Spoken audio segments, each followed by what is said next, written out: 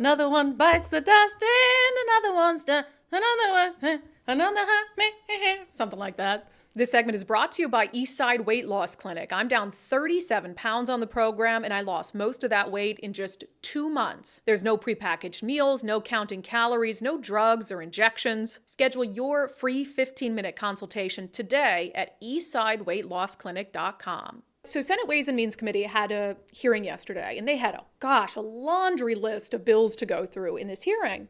At one point, the two sides emerge into their caucus room. So behind closed doors, they take a break and they go into caucus and sort of discuss where they're at with the bills that are before the committee. So Dems go into their caucus room behind closed doors. They emerge a short while later looking quite perturbed. And here's what the committee chair said. Calling us back into executive session. Before we begin, we will not be taking action on 1579, 2114, 2065, and 1932. Not be taking action, meaning they did not have the support to take a vote in committee.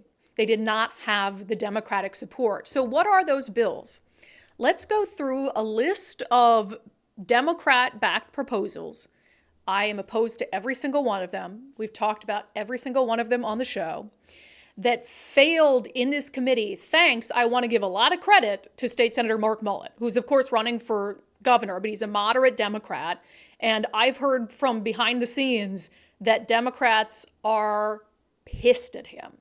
But he stood his ground on all of these. He's on Ways and Means, and they simply did not have the votes without his support, and I believe Senator Van de Wedge, to push these bills through. So what died? Substitute House Bill 2114, which would have instituted rent control across Washington state.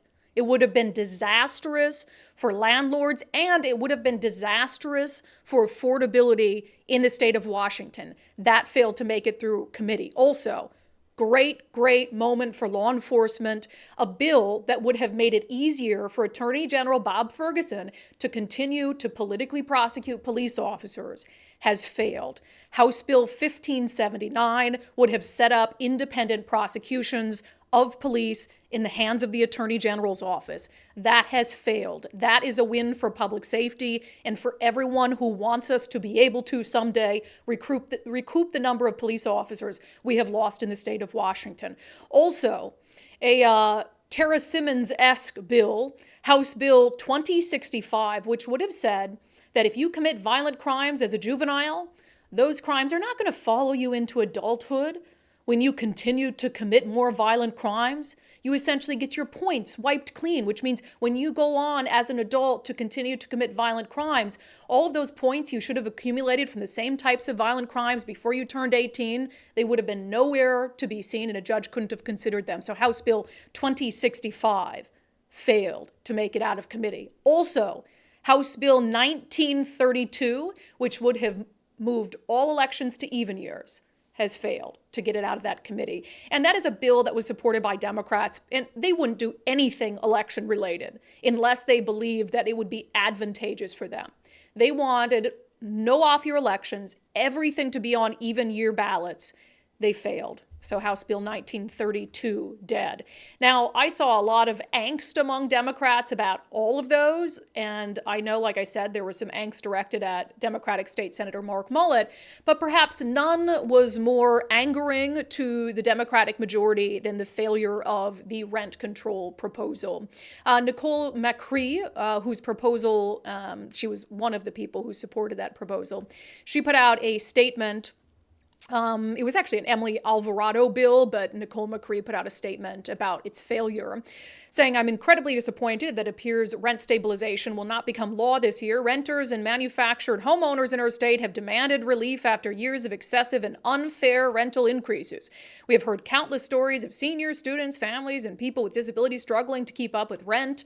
Moving forward, I won't stop until we have stable rents in the state, because that is what the working families of Washington deserve." And of course, no acknowledgement from Democrats, and this is something that Mark Mullet understood perfectly well, that if you put a cap at 7% per year for landlords, can't raise rents more than 7% in any given year, they will raise rent 7% every year because they don't know what is coming down the road. So if you put that limit on them, it's going to hurt renters more. It's also going to reduce the availability of housing options. How many landlords in Seattle and now Tacoma are we seeing sell their units that are completely out of the rental market because of the strict landlord rules and tenant protections that have made it not profitable to be a landlord? And I'm sorry, this is a business. People don't buy rental and investment properties and then lease them out to people out of the goodness of their heart. I mean, I don't think that they're making money hand over fist for these small mom and pop landlords. So you know what? The only ones when you pass policies like this that are going to be left are those big, scary landlords that they say are taking advantage of tenants.